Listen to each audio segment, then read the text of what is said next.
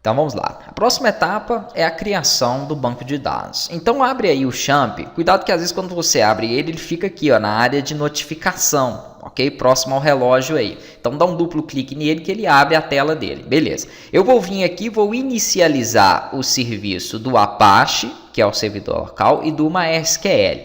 Se aqui ficar amarelo e não passar para vermelho, ó, para verde, é porque provavelmente tem outro banco de dados ou outro servidor, algo aí no seu computador ocupando as portas aqui de acesso dele, beleza? Então você vai ter que fechar caso você tenha aí, né, algum outro que esteja ocupando a porta. Aqui eu não tenho, ele vai ficar verde ali, ó, maravilha. Depois que ele ficou verde, você vem aqui e digita aí localhost /phpMyAdmin para que você possa entrar no ambiente de banco de dados, né, desse nosso servidor, e vai ser justamente para esse local, que é o servidor local, que nós vamos apontar o banco de dados. Isso por enquanto, porque depois quando eu precisar, né, de colocar o meu sistema mesmo para funcionar aí em rede com mais de um computador acessando, eu preciso de ter ele hospedado, beleza? Então, por enquanto, nós vamos trabalhar de forma local. Eu vou criar um banco de dados chamado Hotel.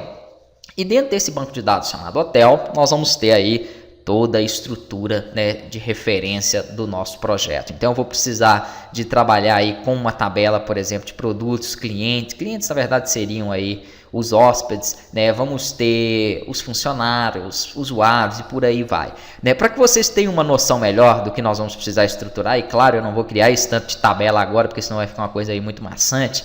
Tudo que nós colocamos aqui, que nós estruturamos no front-end, que seriam esses cadastros, a parte de produtos, movimentações, nós vamos precisar de ter tabelas para isso, beleza? Por enquanto, eu vou ver aqui o que eu tinha feito em cadastro, foi cargo e funcionário, isso, nós vamos fazer até a questão aqui de uma comunicação entre tabelas, não é bem um relacionamento, porque depois eu vou focar também em relacionamento entre tabelas e vou mostrar a diferença para vocês. Então nós não teremos uma tabela relacionada nesse caso, mesmo os funcionários dependendo do cargo. Vou abrir aqui a tabela de funcionários, né, e aqui nós temos que buscar, antes de registrar um funcionário, qual cargo ele pertence, né?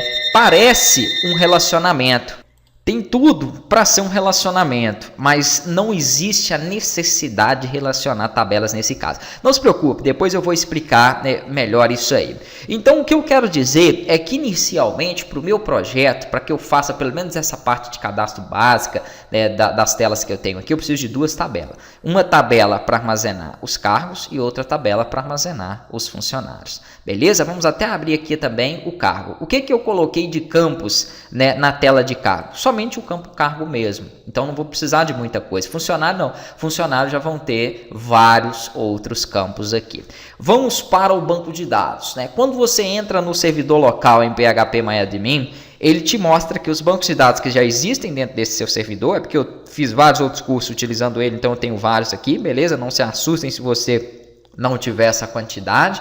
E mostra aqui algumas opções também relacionadas ao nosso painel, né? Nada disso importa por enquanto, o que importa é a criação do nosso banco de dados agora para o nosso sistema de hotel. Então clica aqui em banco de dados, vem aqui na opção do nome do banco de dados e coloca aí o nome que você quiser. Nesse caso eu vou colocar hotel. O que é isso aqui ao lado? Isso é a codificação, né, ou a decodificação do seu banco de dados. É mais correto dizer, né, que é a decodificação, que é o decode dele, que seria o tipo de caracteres que serão aceitos aí, né, pela sua base de dados. Nós precisamos de permitir a acentuação, por exemplo, que é uma das coisas que nós utilizamos na nossa linguagem. Então aqui o modelo em que eu utilizo sempre é o TF8 General CI, ok? Esse é para a linguagem aí, né, português. Então vou utilizar ele, que é um padrão para a gente. Vou clicar aqui em criar. Beleza. Ele vai criar nossa base de dados aqui, né? E aí, dentro de um banco de dados, nós precisamos de quê? Tabelas, que é aquilo que eu acabei de falar. Nós temos duas, a tabela de cargos e a tabela de funcionário. Por enquanto, que eu tenho a de login ali, eu vou precisar de várias outras, mas por enquanto são essas. Então vamos criar primeiro a tabela de cargo, ok? Uma coisa que eu gosto de fazer é padronizar os meus projetos. Se eu colocar aqui singular, todas as outras tabelas é interessante que eu crie no singular. Se eu colocar uma em plural, a primeira em plural, eu continuo isso depois.